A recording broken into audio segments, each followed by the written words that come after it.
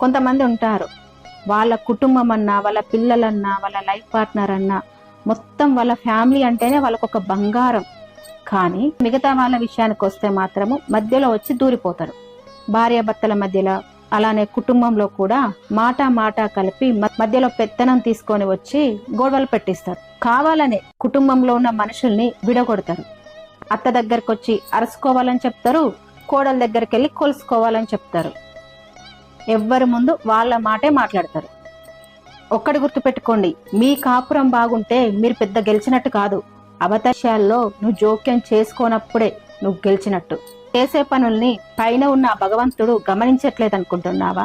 నీ వల్ల ఒక ఫ్యామిలీ ముక్కలైపోయి విడిపోయి వాళ్ళు కన్నీరు కారుస్తున్నారంటే ఆ కన్నీటి బొట్టుతో సహా ప్రతీది నీకు తగులుతుంది. ఒక్కసారైనా నిన్ను నువ్వు స్కాన్ చేసుకో, ఏం చేస్తున్నావో. నువ్వు ఇంటర్ఫియర్ అవ్వడం వల్ల ఏ కాపురం అయితే కూలిపోతుందో, ఏ కుటుంబం అయితే నాశనం అయిపోతుందో ఆ పాపము ఊరికే పోదు, నీకు ఖచ్చితంగా శాపం రూపంలో తగులుతుంది. నువ్వేం చేస్తున్నావో నిన్ను నువ్వు ఒక్కసారి ఆత్మ పరిశీలన చేసుకో.